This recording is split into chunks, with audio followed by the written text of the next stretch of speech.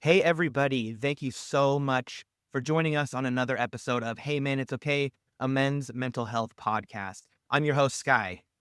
And I'm Ryan Heapy, and I'm a licensed therapist out of Newport Beach, California.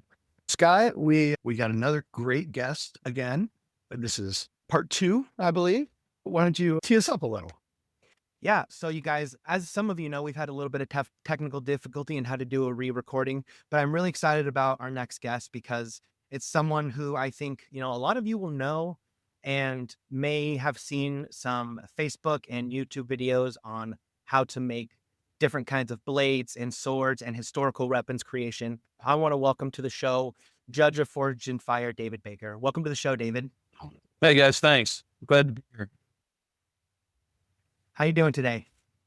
I'm all right. I got to throw out a disclaimer though, okay? That anything I say today is not advice.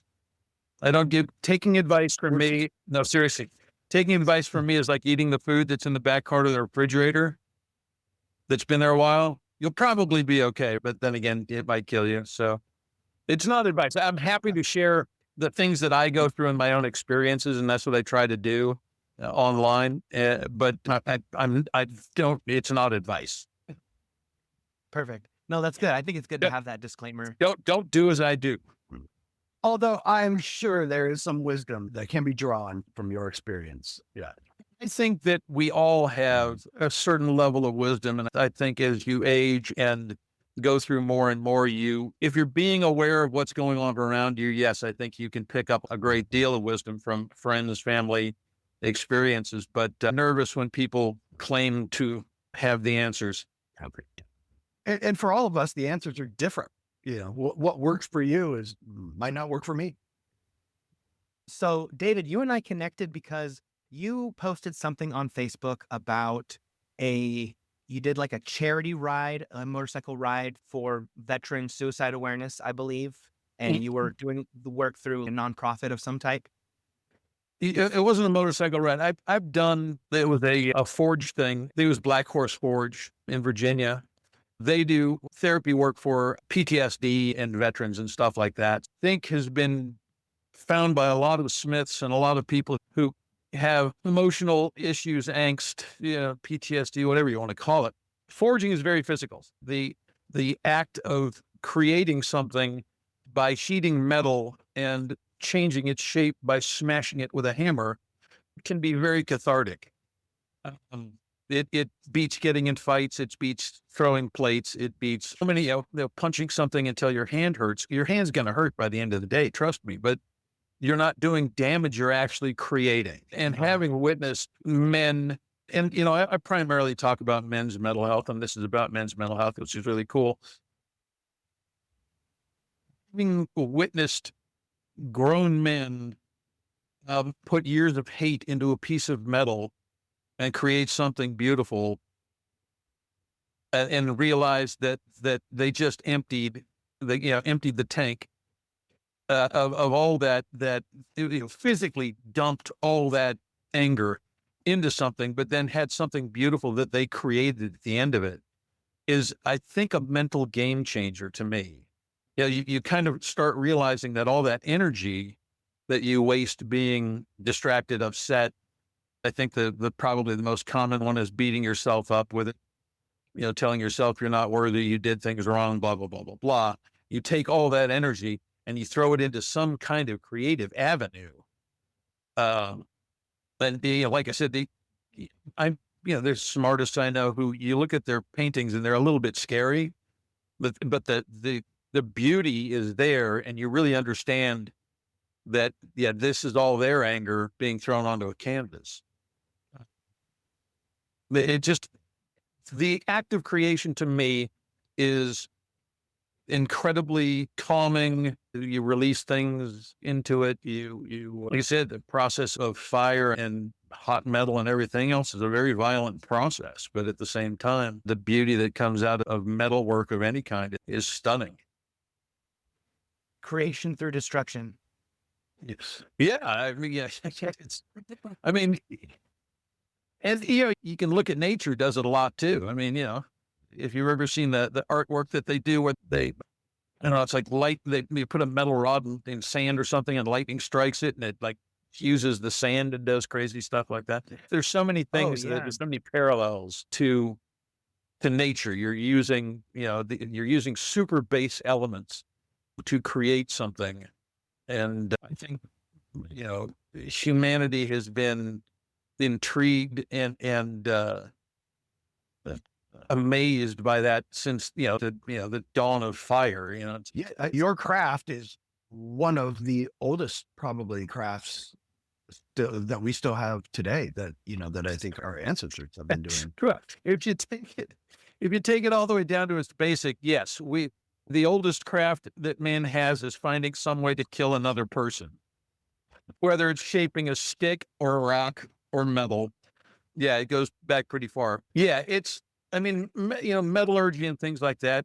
The history of it, you can go down at the way things were developed and then how much things moved around the planet through trade and everything else. It's mind blowing the amount of information that was learned and information that was shared and all the things that people did to keep the secret of their metal or the secret of how they hardened their metal and made it better than the other guy. And it's just, yeah, it's a wild piece of history to be able to look at and go down. And again, it sort of inspires you to make different weapons from different places and different styles. And that's what kind of got me into it, was learning I was always fascinated with swords and things like that, the sword fights and all that, even as a young kid.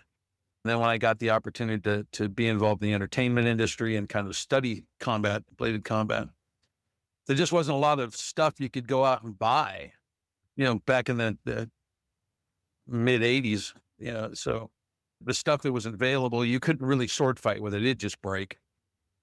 And then there was a lot of really bad stuff out there that looked ridiculous. You're using, competition fencing foils or epee blades and things like that are all skinny and look kind of silly when you're trying to do Hamlet. So I got lucky enough to meet some people who were involved in the entertainment industry building props. And one in particular, a fellow named Jody Sampson, he did the original Conan swords. So I used to hang out and go into his shop, and he said, "Don't tell anybody I taught you anything, but you can sit and watch as long as you bring the beer and cigars." That's perfect. I love that price. Yeah. Yeah. Oh yeah, me too. I'll tell you But yeah, that Conan sword replica is one of the only weapons my stepdad wanted growing up, and we all bought him a replica of that sword. So that's pretty nice. Yeah, no, those are great. Yeah, they're works of art unto themselves. But yeah, it's I just feel that with all the stuff that artwork is giving back. When you're creating things, you're giving back. We live in a disposable society where 90% of the people around us, to me, it feels like they're taking things from everything, and then you use it up and you throw it away, and you take and you use and you throw away. And I find that if you can get yourself to the place where you're giving back, and I do it for a living, so it's my job, but you're still creating something that goes into the world as something that was made by a human being, as opposed to cranked out of a machine. Not that there aren't fabulous things that can, I'm not putting down really anybody who makes stuff out of machines. I'm talking on a phone that was, by a machine. But at the same time, I just think that personally, for me, when I make something and it goes out into the world, I think I've done something. Yeah, we had a really great psychologist on, and I asked him, what if there was one thing he could tell young men, about kind of finding their purpose, and that whatever it is, whether it's accounting or, bladesmithing, it's to serve. That we are here to serve others, in whatever form. And it sounds that's the most rewarding part for you as well. Yeah, but it's something that took, me 50 plus years to learn. I don't think I grew up until I was in my 50s, I guess. So I still have hope. I worked in the entertainment industry. It's, I failed upwards through the entertainment industry. I was an actor for a while back in the early 80s and that didn't work out. And then I left the entertainment industry for a while, sort of, but I was still performing on stage at Ren fairs and stuff like that. And then kind of got back into it, building sets, after having a landscape company and building houses and, whatever, there's a million jobs in between. Then started building sets. And then, I was back in the entertainment industry. Then the prop thing started happening, and then specializing in the historical weapons that I was making anyway. So, yeah, I mean, I don't know that since I left the restaurant industry, I don't know that I've had a normal job. I consider myself kind of unemployable at this point. Kind of got yourself a one-to-one niche. Yeah, see that, ADHD, dyslexia, my brain is constantly all over the place. So doing what I do gives me an opportunity to research things, to build things, and having the jobs that I've had over the past 15 or so years, 18 years, starting with Deadliest Warrior. I don't know if you remember that on Spike TV. It was kind of like Batman versus Superman, or, Knight versus Ninja, or Viking versus, Zulu. I don't know. There were a million goofy matches. Yeah, I think I remember seeing some of those. Yeah, but I had the mandate to make all these exotic weapons that I would not have made, because there's no market for them. I mean, and that's kind of why we had to make them. You can't run down to the store and pick up a Nambe Nulu. You can find a lot of European swords, but there's not a lot of, Moro Chris's available, or at least they weren't when we were doing the show. So building those and then having them tested and kind of learning a lot about how to use them and how they're used and why they were used. And then, of course, when I started Forge, we kind of agreed that I kind of really was we're putting the show together. They had an idea. We did the pilot. And then when we got picked up, we talked a lot about what we'd like to see on the show. And one of the things I kind of had issue with was the idea of judging people on things I hadn't done. I had a bit of an issue with that, at least for myself, not for anybody else. Yeah. But so I made an agreement with the producers to actually make all the weapons. So or not all of them, but 99 or 98% of the weapons that what are shown on when they pull the blanket away, I made those. And then we used those weapons to the tests or to pre-test, because we weren't allowed to use the weapons that the Smiths made until the actual footage. That's the first time they get used, is when you see it on camera. But if you've never swung A, B, C, or D sword, it would be a tragedy to just pick one up and start swinging it. I mean, then we'd just be breaking people's weapons as opposed to trying to cut correctly with them. Having the opportunity to make it, I don't know, I think I made over 300 weapons in the 8 years of that show. And at the list of weapons right now that's on Forged and Fire on your guys' website, man, it is extensive. It really is. It's fascinating. Yeah. I encourage people to check that out. Oh, and I was always arguing with people, because I was always sending suggestions up the line on every season. I'd make my list of what I want to make, and it'd come back down to some producer would go, "Oh yeah, but we've already seen that." I'm like, "No, we haven't." Well, but it looks just like this. No, it's like I'm into the minutia of why that saber is different than this saber, and they're just going, "It's just another saber." I said, "No, it's not." Yeah. It's the things you get really passionate about, and then start having fights over, pretty ridiculous. How early on into your forging career, your bladesmithing career, did you realize how much it helped with your mental health and like getting that rage out? I'm sure some of that goes into your creations. Yeah. So being I was saying ADHD, a little bit of a scatterbrain, and your mind's always kind of, people used to say, Baker's running on two brains, and you got to make sure which one you're talking to.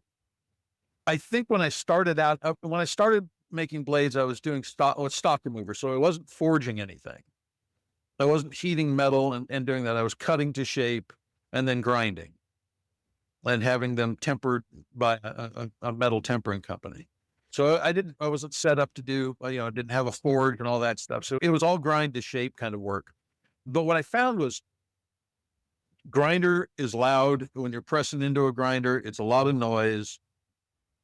You put your headphones on, you pick your music, and you just zone out. So the work becomes a meditation in itself, because you have to be right there with it, or else you're going to lose a piece of a finger, or Makes sense.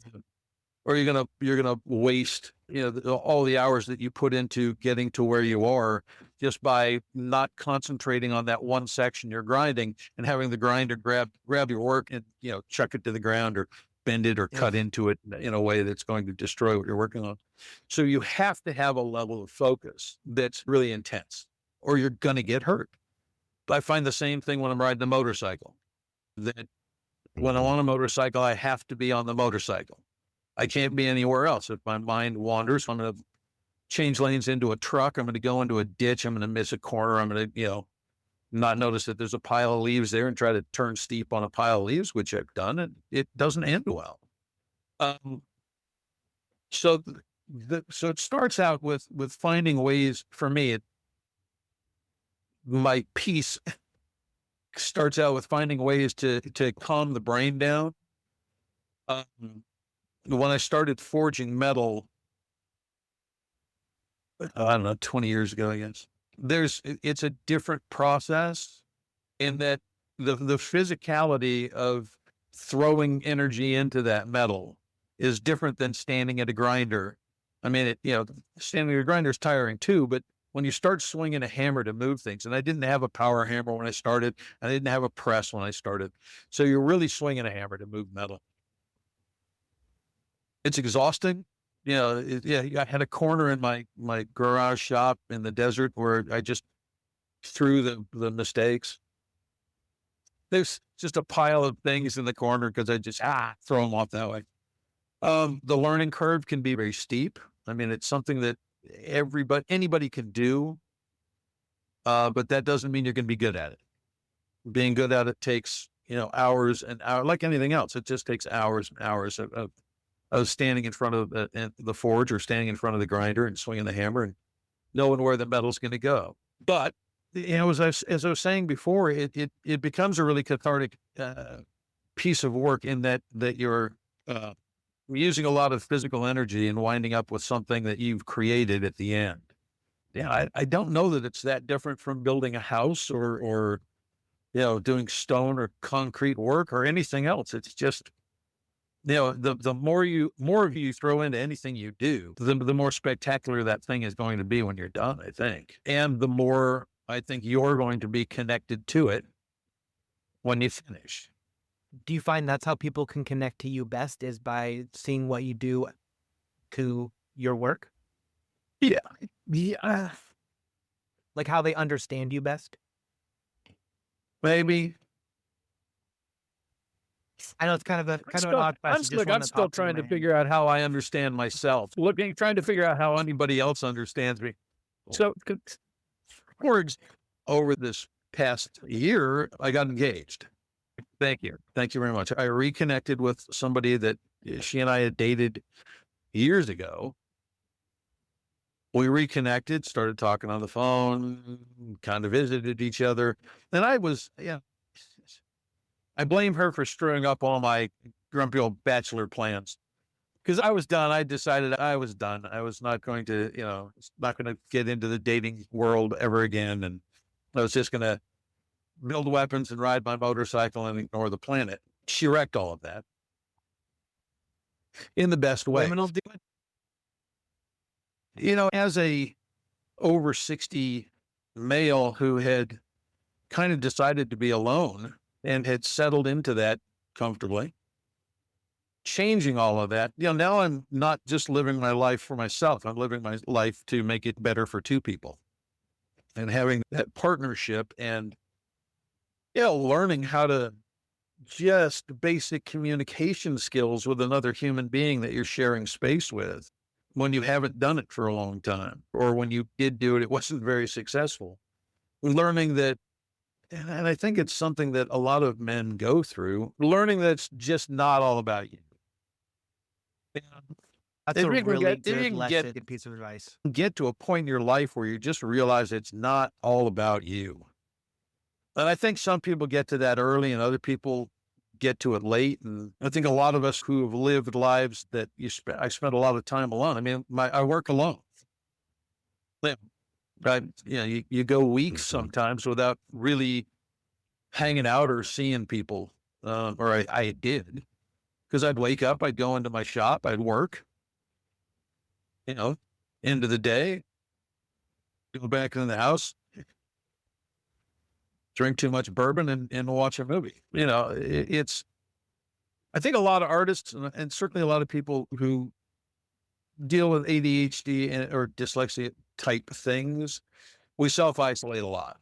Not because we don't like people, not because anything else. It's just sometimes it's just hard to keep everything organized in your brain and all the people around you organized in your brain. So sometimes it's easier just to focus on doing your own thing. And I think a lot of times that comes off as being read as being either standoffish or, a loner or all that stuff, when that's not the case at all. I think a lot of us are ambiverts, where you put us in a social situation and we love it. It's just finding those social situations is not what we're good at. I had 8 years on Forge working with a bunch of guys who I really liked, mostly. And it was great because we'd work really hard for quite a long time and then we'd have a long break. So I could have my shutdown time or I could get on the motorcycle and, I rode to California and back one time. And, so things like that where you could just take off and do your thing, isolate your, to the level at the downtime. And luckily, Brittany gets that. She understands that I need my work time to focus. And she's the same. She's a producer. And when she's into writing something or whatever, she's so dialed in. It's back off, leave me alone. House cat, Right. It's good that you two understand that about each other. What's It's really good that you two understand that about each other and that you can recognize each other's limits. Yeah, but yes, the thing is, we didn't the first time around. No, I mean, there was tons of love there, but I think what's going on now is we like each other. The love's still there. The love's the same. I don't think the love ever went away. I don't think it ever changed. The minute I saw her again, I was just like smitten. But now we like each other. And I think that's a super important component to having a successful relationship is, that understanding and not only being in love with somebody, but enjoying the time with them, what they do, how they do it, watching them do it, and the way they help you do what you do, the mutual support. I think going back to the being alone thing, I think that's something that a lot of men, especially in their late 50s to through the 60s, who aren't in a solid relationship. I think that's where a lot of the aloneness and trouble that we get into. I mean, the highest rate of men's suicide is what, 58 to You're right. I think that's right. it's somewhere in that ballpark. And A I lot think higher it's than it used because to be. we don't, my generation doesn't live in the world that my father did, where he was, Mhm. worked for a company for years and he was going to have a pension and he was going to have all this stuff. And that, it was a regimented kind of a setup. We don't have that. It's a lot more free form. We move from jobs to jobs. I lost a friend of mine a few years ago to suicide. And, here's a guy and COVID hits. He's a 60-year-old bar manager. The bar closes down. Getting hired back as a bar manager in your 60s is not going to be easy to do. And looking at the world and saying, well, where was this promise of retirement? Where was this promise that everything would be fine when I hit my 60s? It can be a little devastating, I think, for a lot of men who, like myself, our fathers were, World War II vets. Yeah. we grew up in a world that had a different, there was a different way of looking at men. There was where the pull yourself up by your bootstraps and nose to the grindstone gang, or the rub some dirt on it. It was what our mothers told us to do. Yeah. And, it was that, cowboy up, suck it up is what we were taught. Men don't cry. Men fix the problems. And, I think that might be one of the biggest problems that men my age have, is we're always trying to fix the damn problem when a lot of the problems we run into don't want to be fixed. What advice do you have for men who are in that age range, who are not talking about it, who are not No, letting themselves feel their feelings? How do we talk and connect to these guys to let them know, hey man, it's okay. yeah, well, no, and that's what I love. That's what I love about the name of your thing. It's listen, my first real hit with emotional / mental distress was when my father died. My father died in the early 80s. Sorry, early 90s. So I had a young kid who was, 5 or 6, going through getting ready to go through a divorce. And it was not, it's just one of those, I was very sad and upset when he died. But it was 2 years later that I started having tons of problems. It was 2 years later that my marriage fell apart, my business fell apart, my world fell apart. And I was lucky enough to meet a friend of my ex-wife's, John James. He wrote the Grief Recovery Handbook. I don't know if you ever read it, but good book for anybody to read. And one of the things that they talk about in that I found very important moving forward from them is, if you suffer a loss, regardless of what that loss is, it can be, a loss of a friend, it can be a loss of a job, it can be, loss of a family member, death, whatever. If you don't deal with that, if your world's a circle and you don't deal with it, and your circle gets a little bit smaller, and every loss you have, that circle keeps getting smaller. And if you don't deal with it, that circle never gets widened back up to the original one. And if you've ever seen somebody who is just all about their grief and how crushed physically they look, how they're kind of literally hunched over, stooped down, squished, because there's just so much weight, so much pressure squishing them. So that was the first time I learned about having to deal with an issue and, go through the process of all those things you have to look at to let go of a relationship with somebody who's passed away. You can't say anything to them. They're gone. But the funny thing is, you can say those things out loud and hear them yourselves. So I think that was a big game changer for me. Not that I was any good at doing it. Not that years and years later, after, suffering losses or traumatic experiences, I didn't have to relearn all of those things again and again. And I think when Joe died, I was the first time I think I had kind of that survivor's guilt thing, where it's like, God, if I had only called and checked in with him, if I only let him know that, calling me was a safe place. If I only, you can go down that rabbit hole until you're the one who's in trouble. So shortly after that, I was having a hard time. I'm not even remembering what. And I called a friend of mine and I said, look, I'm having a hard time and I don't know what to do. And so we talked for several hours and I said, do you mind if on the days that I'm having a hard time, I give you a call? He's like, no, just call anytime, whatever. So that was the start of putting together a small group of guys I know. And we just kind of check on each other every once in a while. And just to touch base, I'm going to let you know I'm okay. I want to know that you're okay. If you're not okay, tell me why you're not okay. We'll talk about that. So we can talk about all kinds of bad, shitty things. Because there's no judgment in this group of guys. There's no, you should have done this, you could have done that, blah, blah, blah. None of that. It's just listen and see where somebody is and let those people talk. and like the name of your show. That's okay, dude.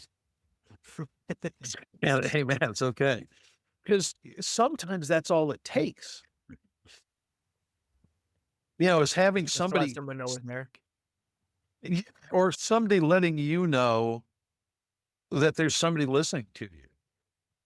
And I think I'm lucky that I have, a group of friends that I can do that with. Then I know that there's a lot of guys out there who like myself, aren't joiners. I mean, there's lots of people who, there's lots of groups you can go join, clubs you can be in, and stuff like that. Build a social structure around you, whether it's, lean towards the healthy ones. The bar down the street is probably not the best one to sign up on. But whether it's a club or some people do religion, some people, whatever, it doesn't matter. But those groups can be lifesavers unto themselves just by being part of something. But I think for those of us who tend to spend more time alone, you have to find those people that understand that. I'm sorry. I'll call him back. During COVID, Thinking about it. yeah, probably Yeah, is that's here. great. During COVID, I talked to my cousin, has been in the cattle business and the hay business forever. You wake up in the morning, you feed the cattle and, go work the fields, whatever. So COVID was happening and everybody was in lockdown. And he called me. He goes, everybody's panicking about this. He goes, I don't think I've noticed a difference in his life because, because that's what we do. We kind of just go to work and we do our thing and we do it alone and we, push through whatever. And I think that people who fall into that category are the ones that also fall into the category of isolating themselves and not setting up that safety net. And I think we all need it. I think as men, we all need it. I think we all crave it. And I don't think that many of us have gotten to the place where we learned that you can't do it all. And even if you try, you're not going to get it right all the time. And that, failures happen in all levels of life. And usually it's not the end of everything. I mean, unless you've done something criminal. To me, it's just super important to build that group, that small core group, ideally of other men, because there are going to be things that you just don't want to share with, women that you're not actually having a relationship with. Yeah, absolutely. What was it that really gave you the push? And, how did these other guys come around?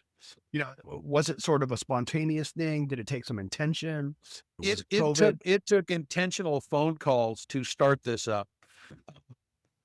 Like I was saying, I was going through a super hard time. I felt like I wasn't getting anything right. That's how I felt. I was successful. I'm working on a television show. I just bought a house in Virginia, all this stuff.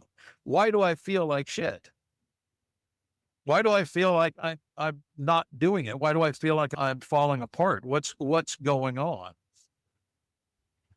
And, there are plenty of reasons that none of which were drastic, but none of which I had anybody to share with.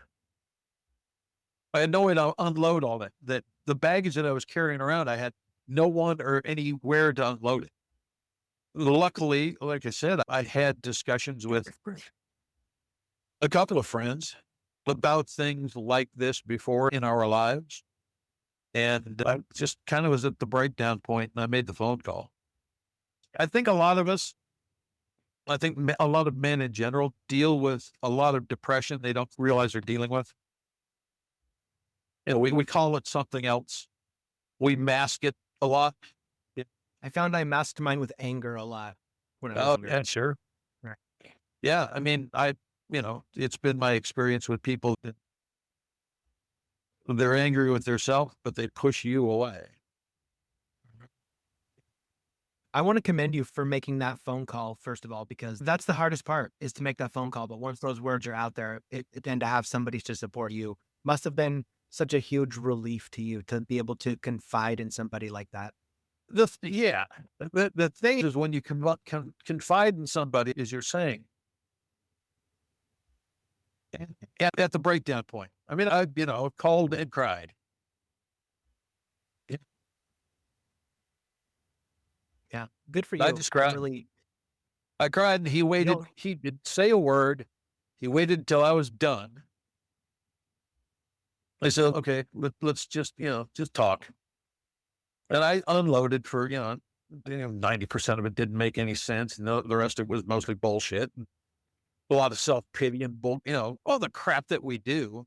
But the bottom line was I was depressed, and I was dealing with the fact that I was depressed, and I didn't feel like I should or had the right to be depressed because things were going well in the world, did that's not in really my important to remember. Yeah. Yeah. uh, Important to all the remember that. Oh, all the exterior stuff was fine. So I'm this perfect picture of, new house, 150-year-old house. Trust me, if someone says buy a 150-year-old house and rebuild, it's going to be great. Beat, And this not is a good coming from friend. somebody who can build things. yeah, I finally gave yeah, this year I finally came to the point. I'm like, no, hire the trades. It's, but anyway, but we'll get to that. And I get distracted easily, as you've seen. A great example of just what we always fall back to as men is like, oh, we'll do it. I can do it. I'll fix it myself. I don't have to reach I out get to anyone. this. And I jack my house up 6 inches, no problem. Mhm. I might bury myself in the Shit. process. Honestly, when you wake up in the morning and you go, "Oh God, I remember that horse. Oh God, I remember that motorcycle. Oh God, I remember that."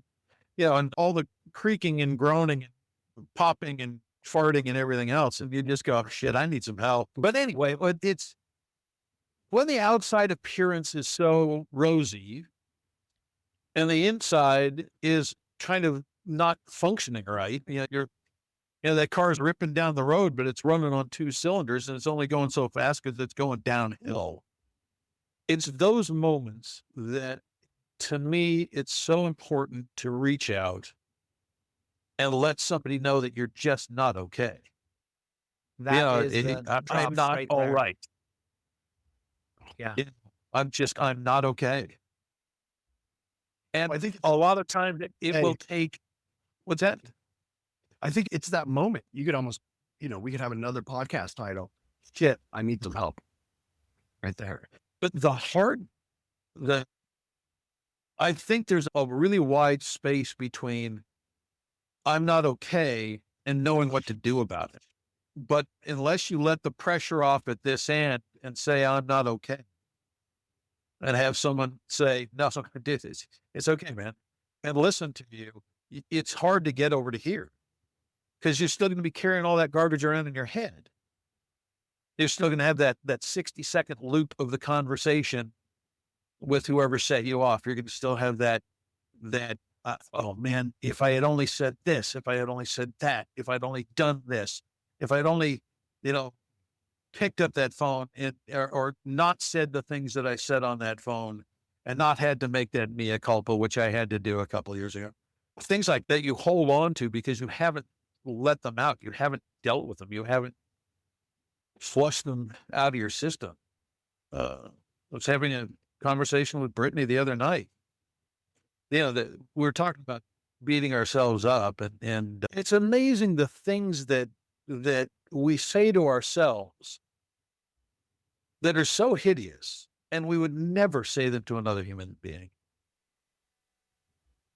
You would never say those things to another human being, but it's so easy to say it again and again to yourself. That internal judge is a real bitch. Oh, and I don't understand it, and I'm sure there's books written on it. You've got to be getting something out of it to keep doing that, to keep reinforcing those negative messages in your brain I don't know if you're building excuses into the rest of your world. So if things go wrong, oh, it's because of this, whatever. I don't know. But to do that over and over again, to give yourself and reinforce negative messages in your own head like they're mantras, I have a feeling it's a lot more normal than most people let on. Do a quick plug for a tool that came to mind while you were talking. There's a program called Positive Intelligence by Shirzad Chamine, and all of the work is about quieting that judge and your saboteurs, because all of the negative things that they're telling you all the time. It's really a cool program to look into. I heard someone speak a number of years ago, and one of the things that they were saying about that is it's learned behavior. And oftentimes, if you can get to the original messenger, whoever that was, 90% of the time it's family, and 10% of the time it's a relationship, an early relationship, whether that's You know what's fascinating with a lot of the guys that I work with, we'll really examine this harsh self-talk, and yet most of them don't want to let it go because it is a driver. It is, a lot of people feel it's that harsh voice that has pushed them, to whatever success they have achieved. And, it's a really hard balance to strike. When you look at like greatness, with say like Tom Brady or Michael Jordan, it was the chip on their shoulder, so many times that pushed them there.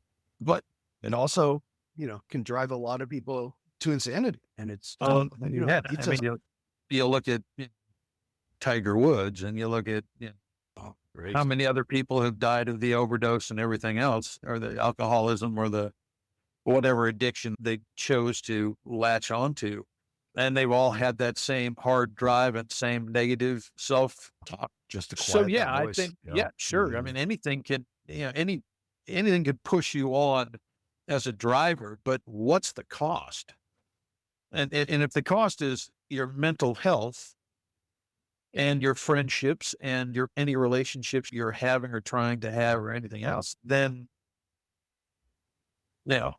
suddenly that success doesn't really pay off anymore. So we were in many talking ways how you found yourself, right? With all you had all the success, all the trappings. all the trappings and not happy. Mhm. What the fuck? It's like, how did I fuck this up? Then that was, of course, the thought is, how did I fuck this up? And the thing is, it wasn't fucked up. Nothing was fucked up. There was nothing wrong. It's just I wasn't happy. I wasn't realizing how, I was still, oh my God, I've got to get this done. I've got to get that done. Oh, this has to happen. I'm not doing this right. This didn't come out right. That's the noise in my head. And it's such a waste. It's such a waste. It's a waste of time. And then, of course, like I said, the reaction to that for me was to maybe, have a little bit too much to drink in the evening. Made me sleep, shut the voices off. But of course, I felt, guilty and tired like shit in the morning. Counterproductive. It's just, you're undoing everything that your brain's telling you want to do. Again, it's the balance there that I think is, it's one of those things. It's really not hard to find, but it's so hard to find. I knew all the answers. I'd read all the books. I knew the formulas and everything else, and I could identify them, write them down, see where they fit in the book and everything else. And I still couldn't trigger the answer or change the behavior to the positive. And it took the loss of a friend to really change all that. Good. Sometimes it is. Sometimes there is the thing that has to drive us to make those big changes in our life, and not just something we do on our own. I mean, all I thought is, one step to the right, and that's me. Yeah. Yeah. Yeah. And I'm checking out. Absolutely. I have a son and a daughter-in-law who are wonderful, and I have my cousin and their whole family, and they're fabulous. I've got, all these family members. I can't imagine doing that to them. Yeah. you know, and I think there we come back to, the people you care about and the people, the things you care about, and having that group of people and having people to check in with, and people to be able to say, hey, it was not a good day. And it was not a good day, maybe because of, this, that, the other thing. Yeah. I used to joke that all of my bad relationships in the past have one thing in common. Me. And being with Brittany and starting a relationship at this point in my life, it's really just about it's really about sharing everything. I mean, just, put everything on the table and love one another and have fun with one another and work together. We're trying to build some stuff together. Uh, we live in different states, so I'm traveling back and forth a lot, but, I live in a It gets a construction little zone at the tiring. moment. But I live in a construction zone right now, and she does a job that doesn't really allow her to blow off steam. Luckily, I have a place to work here in Tennessee. Uh, I work out of a small blacksmith shop here in Tennessee when I'm in town.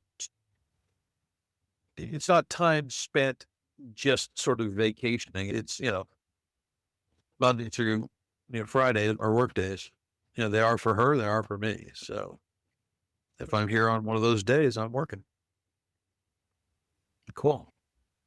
Yeah. Well, man, David, I wish we could keep talking forever because, I really like your take on, mental health and being able to open up to, a community that's really where it's really struggling and suffering, to have you as somebody as, you may not feel like you are, but as an example of someone who talks about their feelings and someone who's okay with that. And I think it's so important to see the strides that you've made after you started sharing those feelings and stuff. Uh, So that's thanks the for one sharing that thing with I us. like to say, and one message that I try to share and get across is that no matter how alone you feel, you're really not alone. Um, and even if you don't have somebody personal you can reach out to, there are so many people out there that are available through hotlines, help groups. The list is really endless. Using that, and being anonymous on the phone, but talking to somebody or having, even if just having somebody listen and hear you can change everything. Yeah. I love that. Thank you so much. Yeah, my pleasure, guys. And thank you. Thank you for doing this. This is really good work. Thank you so much. It really means a lot. Well, awesome. Thank you so much for being here, David. Having your words of wisdom is really a pleasure for me. I really respect you and what you do. And thank you so much for speaking out for, men's feelings. It really means so much. Yeah, absolutely, David.